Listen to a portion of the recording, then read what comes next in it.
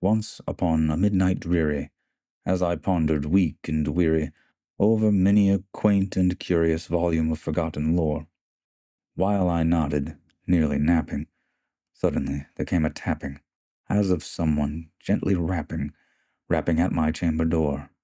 "'Tis some visitor," I muttered, tapping at my chamber door. "Only this, and nothing more."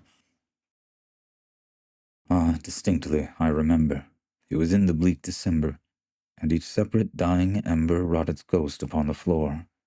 Eagerly I wished the morrow, vainly I had sought to borrow from my books surcease of sorrow, sorrow for the lost Lenore, for the rare and radiant maiden whom the angels name Lenore, nameless here, forevermore.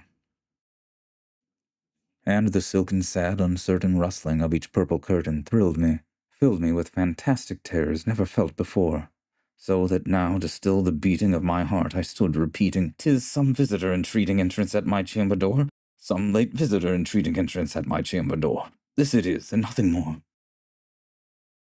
Presently my soul grew stronger, hesitating then no longer. "Sir," said I, "or madam, truly your forgiveness I implore, but the fact is I was napping, and so gently you came rapping, and so faintly you came tapping at my chamber door, that I scarce was sure I heard you." Here I opened wide the door. Darkness there, and nothing more. Deep into that darkness peering, long I stood there wondering, fearing, doubting, dreaming dreams no mortal ever dared to dream before. But the silence was unbroken, and the stillness gave no token, and the only word there spoken was the whispered word, "Lenore." This I whispered, and an echo murmured back the word, "Lenore." Merely this, and nothing more. Back into the chamber turning, all my soul within me burning, soon again I heard a tapping, somewhat louder than before. "Surely," said I, "surely that is something at my window lattice. Let me see then what thereat is, and this mystery explore. Let my heart be still a moment, and this mystery explore. 'Tis the wind, and nothing more." Open here I flung the shutter, when with many a flirt and flutter in there stepped a stately raven of the saintly days of yore. Not the least obeisance made he, not a minute stopped or stayed he, but with mien of lord or lady, perched above my chamber door, perched upon a bust of Pallas just above my chamber door, perched, and sat, and nothing more. Then this ebony bird beguiling my sad fancy into smiling, by the grave and stern decorum of the countenance it wore, "Though thy crest be shorn and shaven, thou," I said, "art sure no craven, ghastly, grim, and ancient raven, wandering from the nightly shore. Tell me what thy lordly name is on the night's Plutonian shore." Quoth the raven, "Nevermore." Much I marveled this ungainly fowl to hear discourse so plainly, though its answer little meaning, little relevancy bore.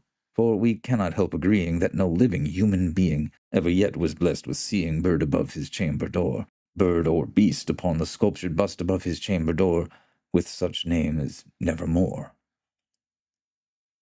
But the raven, sitting lonely on the placid bust, spoke only that one word, as if his soul in that one word he did outpour. Nothing farther then he uttered, not a feather then he fluttered, till I scarcely more than muttered, "Other friends have flown before. On the morrow he will leave me, as my hopes have flown before." Then the bird said, "Nevermore." Startled at the stillness broken by reply so aptly spoken, "Doubtless," said I, "what it utters is its only stock and store, caught from some unhappy master, whom unmerciful disaster followed fast and followed faster, till his songs one burden bore, till the dirges of his hope that melancholy burden bore, of never, nevermore." But the raven, still beguiling all my fancy into smiling, straight I wheeled a cushioned seat in front of bird and bust and door. Then, upon the velvet sinking, I betook myself to linking fancy unto fancy, thinking what this ominous bird of yore, what this grim, ungainly, ghastly, gaunt, and ominous bird of yore meant in croaking "Nevermore." This I sat engaged in guessing, but no syllable expressing, to the fowl whose fiery eyes now burned into my bosom's core. This and more I sat divining, with my head at ease reclining, on the cushion's velvet lining that the lamplight gloated o'er. But whose velvet violet lining, with the lamplight gloating o'er, she shall press, nevermore. Then methought the air grew denser, perfumed from an unseen censer, swung by seraphim whose footfalls tinkled on the tufted floor. Wretch, I cried, thy God hath lent thee, by these angels he hath sent thee respite, and nepenthe from thy memories of Lenore. Quaff, oh quaff this kind nepenthe, and forget this lost Lenore.